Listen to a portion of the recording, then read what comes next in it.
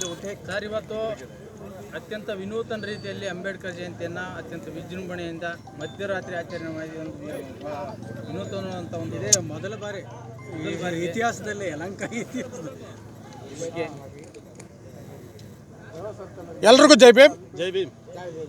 ಇವತ್ತು ಪರಮ ಪೂಜ್ಯ ಬೋಧಿಸತ್ವ ಮಹಾನಾಯಕ ವಿಶ್ವಜ್ಞಾನಿ ಸಂವಿಧಾನ ಶಿಲ್ಪಿ ವಿಶ್ವರತ್ನ ಡಾಕ್ಟರ್ ಬಾಬಾ ಸಾಹೇಬ್ ಅಂಬೇಡ್ಕರ್ ಅವರ ಹುಟ್ಟಿ 134 ವರ್ಷಗಳು ಕಳೆದವೆ. ಭೀಮ್ರಾವ್ ರಾಮ್ಜಿ ಡಾಕ್ಟರ್ ಬಾಬಾ ಸಾಹೇಬ್ ಅಂಬೇಡ್ಕರ್ ಅವರು ಈ ನೆಲದಲ್ಲಿ ಹುಟ್ಟದೇ ಇದ್ದಿದ್ರೆ ಪತ್ರಕರ್ತರು ಕೇಳೋಂಥ ಪ್ರಶ್ನೆಗೆ ನಾವು ಉತ್ತರನೂ ಕೊಡೋಕ್ಕಾಗ್ತಿರಲಿಲ್ಲ, ಪತ್ರಕರ್ತರು ನಮ್ಮನ್ನು ಮುಟ್ಟೋಕ್ಕೂ ಆಗ್ತಿರಲಿಲ್ಲ. ಈ ಥರ ಈ ನೆಲದ ಪರಿಸ್ಥಿತಿಗಳು ಹಿಂಗಿದ್ವು. ಅಸ್ಪೃಶ್ಯತೆ, ಅಸಮಾನತೆ, ಸಾಮಾಜಿಕ ಬಹಿಷ್ಕಾರ, ಸಾಮಾಜಿಕ ಶೋಷಣೆ, ಕೊಲೆ, ದೌರ್ಜನ್ಯ, ಅನ್ಯಾಯ, ಅತ್ಯಾಚಾರ, ಇಲ್ಲಿ ನಡ್ತಕ್ಕಂಥ ಶೋಷಣೆಗೆ ಯಾವುದೇ ಮಿತಿ ಇರಲ್ಲ. ಇವತ್ತು ಕೂಡ 5,000 ವರ್ಷಗಳಿಂದ ಇವತ್ತು ಕೂಡ ಆ ಶೋಷಣೆ ಮುಂದುವರಿದಿದೆ. ಇವತ್ತು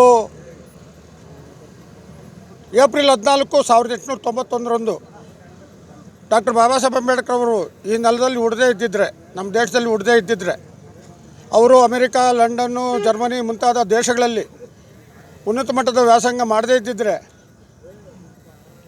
ಈ ನೆಲದಲ್ಲಿ ಇವತ್ತು ಕೂಡ ಅಸ್ಪೃಶ್ಯತೆ ಭಾಳ ಭೀಕರವಾಗಿ ತಾಂಡವಾಡ್ತಾಯಿತ್ತು. ಬಾಬಾ ಸಾಹೇಬ್ ಅಂಬೇಡ್ಕರ್ ಹುಟ್ಟಿದ ಕಾರಣಕ್ಕಾಗಿ ಇವತ್ತು ಅಸ್ಪೃಶ್ಯತೆ ಸಣ್ಣ ಮಟ್ಟದಲ್ಲಿ ಇವತ್ತು ಕಣ್ಣಿಗೆ ಕಾಣಿಸದೇ ಇರ್ಬೋದು, ಆದರೆ ಆಂತರಿಕವಾಗಿ ಇವತ್ತು ಅಸ್ಪೃಶ್ಯತೆ ಇದ್ದೇ ಇರ್ತದೆ, ಮೈಲಿಗೆ ಇದ್ದೇ ಇದೆ. ಇಂಥ ಪರಿಸ್ಥಿತಿಯನ್ನು ಮೆಟ್ಟಲಿಕ್ಕಾಗಿ, ಜಾತಿ ವಿನಾಶಕ್ಕಾಗಿ ತನ್ನ ಇಡೀ ಜೀವಮಾನದಲ್ಲಿ ಡಾಕ್ಟರ್ ಬಾಬಾ ಸಾಹೇಬ್ ಅಂಬೇಡ್ಕರ್ ಅವರು ದುಡಿದು ತನಗೇ ಆದಂಥ ಅನುಭವಗಳನ್ನು ದಾಖಲಿಸಿ ಹೋಗಿದ್ದಾರೆ. ಈ ನೆಲದ ಏನು ಮನುವಾದಿ ಕಾನೂನುಗಳಿದ್ವು, ಇಂಥ ಮನುವಾದಿ ಕಟ್ಟಳೆಗಳಿಗೆ ವಿರುದ್ಧವಾಗಿ ಸಮಾನತೆಯನ್ನು ಸಾರುವುದಕ್ಕಾಗಿ, ಎಲ್ಲರೂ ಪ್ರೀತಿಯಿಂದ ಬದುಕಲಿಕ್ಕೆ ಇವತ್ತು ಸಮಾನತಾ ಸಂವಿಧಾನವನ್ನು ಇವತ್ತು ನಮ್ಮ ದೇಶಕ್ಕೆ ಕೊಡುಗೆಯಾಗಿ ಕೊಟ್ಟು 75 76 ವರ್ಷಗಳು ಕಳೆದಿದ್ದಾವೆ.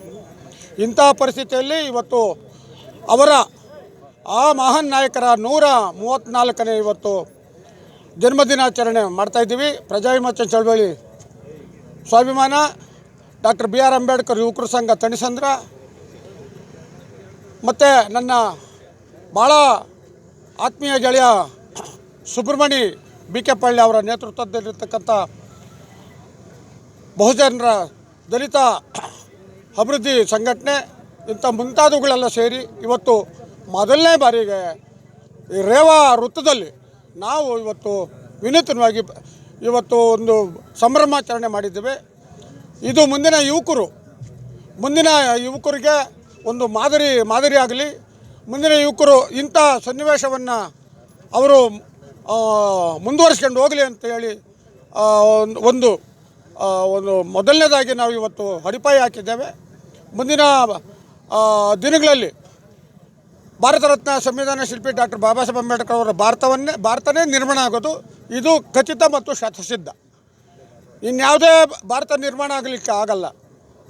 ಸಮಾನತೆಯ ಭಾರತನೇ ಇವತ್ತು ನಿರ್ಮಾಣ ಆಗಬೇಕಾಗಿದೆ. ಇಂಥ ಸನ್ನಿವೇಶದಲ್ಲಿ ಯುವಕರ ಪಾತ್ರ ಭಾಳ ಹೆಚ್ಚಿನದಲ್ಲಿದೆ. ವಿಶೇಷವಾಗಿ ಮಹಿಳೆಯರು ಕೂಡ ಇದರಲ್ಲಿ ಭಾಗವಹಿಸಿರುವಂಥದ್ದು ಹೆಮ್ಮೆ ತಗೊಂಬಂದಿದೆ. ನಮಗೆಲ್ರಿಗೂ ಕೂಡ ಇವತ್ತು ಇಡೀ ವಿಶ್ವವೇ ಆಚರಣೆ ಮಾಡ್ತಕ್ಕಂಥ 134ನೇ ಈ ಶುಭ ಸಂದರ್ಭದಲ್ಲಿ ಡಾಕ್ಟರ್ ಬಾಬಾ ಸಾಹೇಬ್ ಅಂಬೇಡ್ಕರ್ ಅವರಿಗೆ ಎಷ್ಟು ಕೋಟಿ ಧನ್ಯವಾದಗಳನ್ನು ಹೇಳಿದರೂ ಕೂಡ ಸಾಲದು. ಇಡೀ ವಿಶ್ವವೇ ಇವತ್ತು ಸಂಭ್ರಮಾಚರಣೆ ಮಾಡ್ತಾಯಿದೆ. ಇನ್ಯಾರಿಗೂ ಇಂಥ ಸನ್ನಿವೇಶ ಯಾರಿಗೂ ಸಿಗಲಿಲ್ಲ. ಮಹಾನ್ ನಾಯಕರು ನಮ್ಮ ದೇಶದಲ್ಲಿ ಹುಟ್ಟಿರ್ಬೋದು ಅಥವಾ ಇವತ್ತು ಸತ್ತಿರ್ಬೋದು, ಆದರೆ ಬಾಬಾ ಸಾಹೇಬ್ ಅಂಬೇಡ್ಕರ್ ಅವ್ರಿಗಿರ್ತಕ್ಕಂಥ ಏನು ವಾತಾವರಣ ಇದೆ, ಅವರಿಗೆ 198 ದೇಶಗಳು ಕೂಡ ಇವತ್ತು ಏಪ್ರಿಲ್ 14, 2025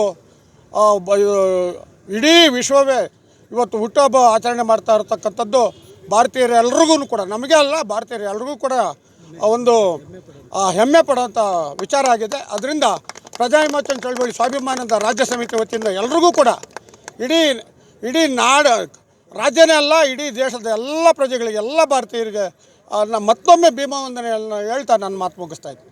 ಜೈ ಭೀಮ್, ಜೈ ಭೀಮ್, ಜೈ ಜೈ ಜೈ ಜೈ ಜೈ ಭೀಮ್, ಜೈ ಜೈ ಜೈ ಜೈ ಜೈ ಭೀಮ್.